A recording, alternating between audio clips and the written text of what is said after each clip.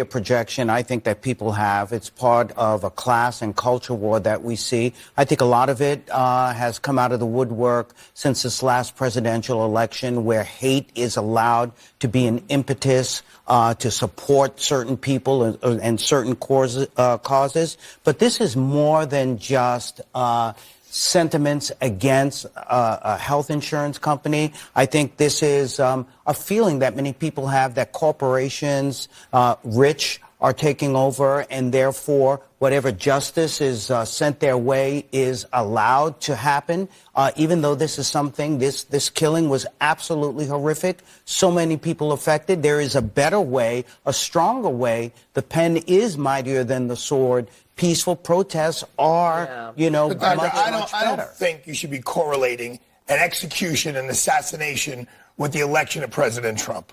I just don't think that's fair. No, I don't think it is either. And I didn't. Well, say you just that. said hate. like the president got elected because of hate. I never said that, Arthur. What I did say is that there has been a lot of hate and there has been divisiveness from this particular presidential election. And we see this happening on both sides, where hate separates people. Okay. Yeah, and Shapiro was responding, in fact, because a reporter asked in the context of the attempted assassination attempts on the president. So it was in that context. Does anyone else want to jump in here? I mean, I think it's interesting. We've pointed to the manifesto and the idea of him admiring the Unabomber, calling him a revolutionary. He is attempting to place his actions, allegedly, in some sort of political term. It's almost a level of justification, and the way we keep seeing it keeps growing more and more on the internet. As a retired law enforcement officer, we just can't continue like this. At what level of when do we say enough is enough? People, they start hero worshiping it. It's at the point that it's going to get really dangerous. I'm going to phrase it slightly differently, and you guys can tell me if I'm completely wrong in saying it this way. Later in the night, we're also going to talk about Penny and the verdict there. There you also have a victim who somebody determined did not deserve to continue living, right? No. Yeah, tell me which vigilante action is okay. One is being proactive, right? So this kid who executed a guy walking away from him, shot him in the back, for no reason whatsoever. Daniel Penny is a hero. You can say anything you want. Talk to people who ride the subway every day. Because I do all the time.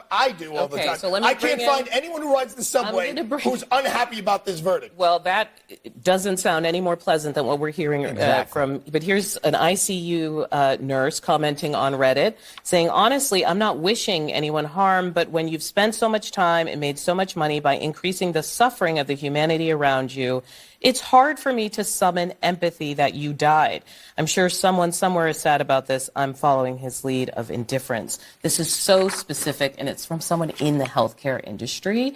I don't know. I'm just trying to make sense of it. And what's happening in our society is there is this lack of empathy. And Arthur, again, it is because we allow this to happen. Right? Right, She's exactly. Making a justification. And people feel disaffected. They feel very angry. They feel cheated. They feel that there's no way that they can participate in the system in a fair way. And I think that's a lot of what's happening. Now, if we had more empathy with this situation, with this alleged killer of the CEO, we would say this is a tragedy for the person who died. This is a tragedy for the family of this person who's the alleged killer, because there may be some mental health issues, some other things happening. And it's also a tragedy that that person on the subway was killed. Of course. No. I was with Daniel Penny this afternoon. You don't think he regrets what took place? Absolutely. 140 pounds soaking wet. Who was he going to kill? He was unarmed. There was no way he was going to kill anybody. Who said he clearly appeared to be mentally ill. That's what the jurors heard. They heard the witnesses on the subway. But it doesn't give you a free pass to kill because you see someone that's mentally ill. Hold on. This side of the table. I want to bring in the politics of this, because when I hear lawmakers hailing Penny as a hero, as a good Samaritan, really being promoted, can you help me understand the thinking? We started at the top of the show talking about the killer of the UnitedHealthcare CEO being hailed in similar terms. Yeah, let me just help you understand. If you're on the American left tonight, here's my chart. The good guys today, Daniel Penny. The bad guys, Luigi Mangione. It seems to me. How do you? Everybody what's on the the left. chart for victims? I'm just telling you what I see out in the world. I know. Today. I just want you to out in finish the world the today. chart. Which Which victim chart? is good You and can make which your own victim chart. is bad. What I'm telling you is That's not on the second page? People on the left. People on the left Scott, can't seem to tell the difference between the good guys asking you and the about bad guys. people on the left. I'm asking you whether you consider this person. We had people praising I want Luigi to know and whether attacking you Penny. think that, one is good, as one is Congressman Crane does, that Daniel Penny should get the Congressional Gold Medal to recognize his heroism. I'm not asking you about anyone else. I think he ought to get medal. I think they ought to build a statue to this guy in New York City. I think that race, and I'm going to say it. I'm going to say the dreaded R word. Race plays a role in this, right? And so we see it. Yes, absolutely, because statistics say that. Wasn't there a similar case in New York City at the same time this one was going on? That when people kill people who are white, they tend to get harsher sentences, especially if they're people of color. What about the Jordan Williams case? That is what happens in our criminal justice system. First of all, no, I'm not going to stop because race absolutely plays a role in this. I said, what about the Jordan Williams case here in New York? Same situation, African American, gets on a subway, ends up killing a guy, grand jury tosses it out at the exact same time as the Penny case. What about But Bernard that's different because he used the same weapon that the alleged victim had. So he was using his own weapon. He was met with deadly physical force. Jordan Neely, all he had in his pocket was a muffin. All right, listen, guys. First of all, this is not a left-right issue. I'm on the left, and I actually think this was the right decision.